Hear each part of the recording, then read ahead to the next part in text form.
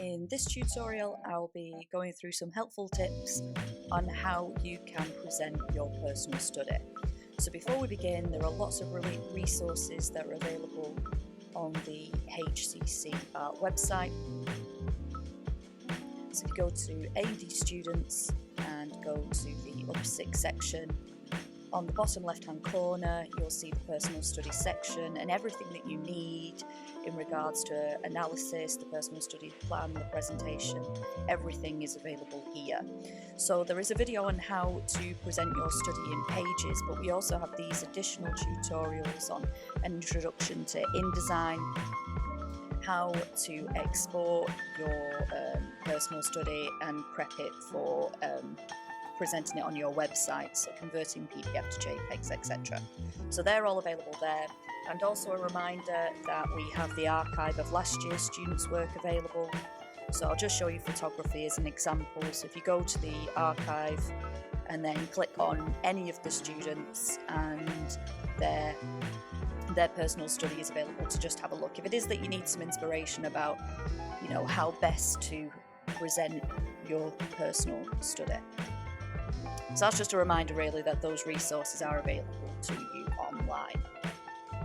So first things first, it's about sort of being efficient in the way that you work, and one way that we do this, especially in graphics, is step one is to design a grid system. So it's just a reminder that you are basically doing editorial design. So this is publication design.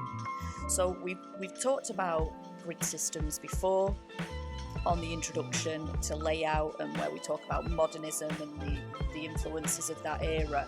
But here is a really basic grid. So the block white is to represent text.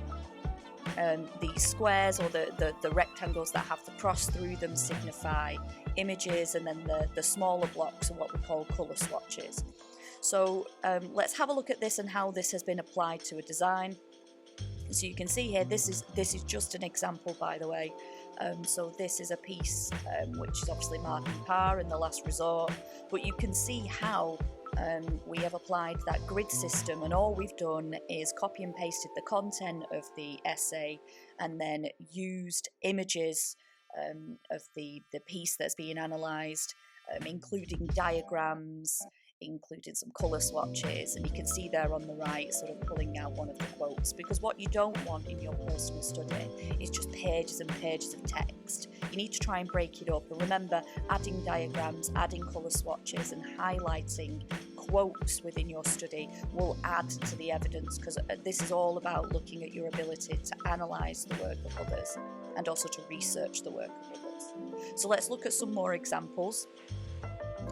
So as you can see, when your personal study will be around 16 to 24 pages. So rather than try and design something completely different on each of the pages, like this grid system, for example, you can see that they've just repeated the layout. All you do is change the content, that's all. So tip number 2 is image and type. I mean, we've talked about this before, but we'll just recap it. Please make sure that the images that you use are not pixelated.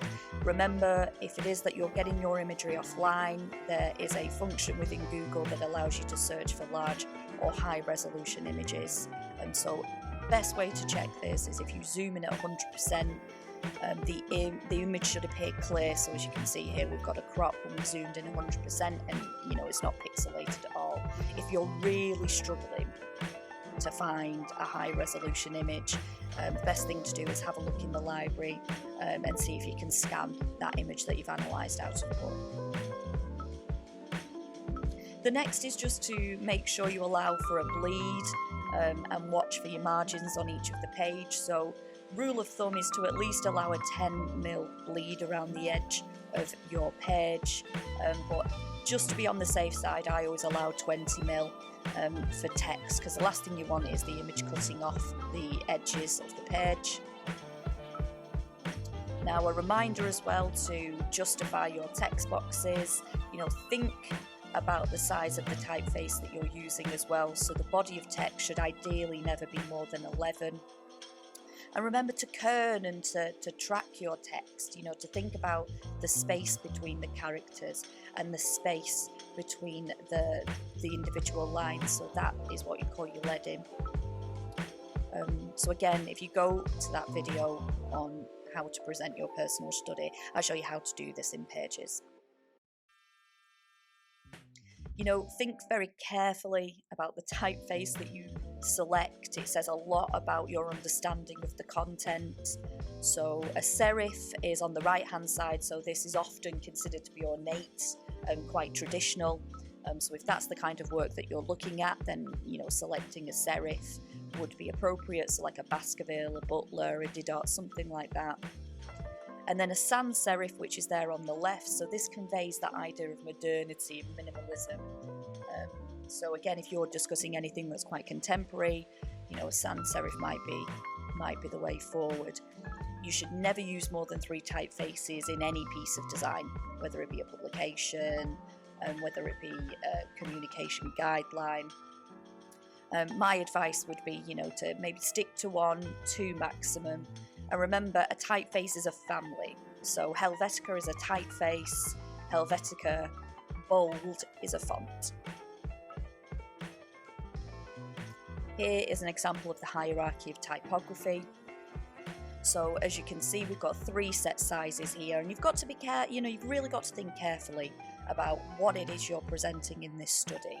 So what it is you want to highlight to the viewer. So the body of text, as you can see here, I've put at size 10, but it could be size 11. Any quotes or anything like that, think about making them slightly bigger. And then obviously the titles as well. So this is what we call hierarchy. So think about that as you're presenting your study as well. Now, remember, the study is about showing evidence of analysis. So there's other ways that you can do that other than the form, content, process, mood sheet.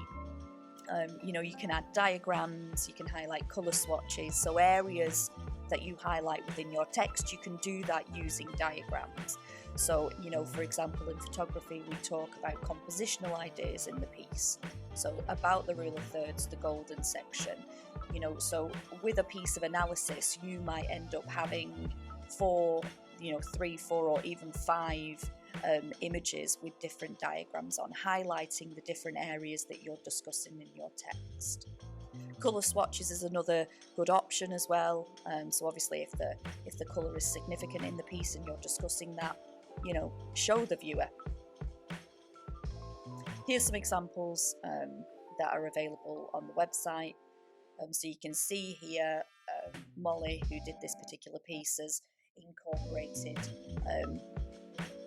a diagram on the left hand side. So this was the piece that she analysed by Robert Mapplethorpe, and then on the right hand side you can see where she has cropped parts of the image, and in the text that's what she's discussing.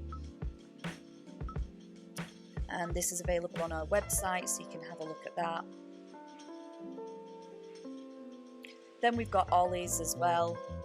So when we look at ollies, and you could also look at Mia's. So there's some helpful tips on how best to approach your personal study. Again, just a reminder that everything is available on the website. So tutorials, they're just some helpful tips. My advice would always be to start with your grid system, design a very, very basic 5-page grid that you then can keep repeating throughout your study.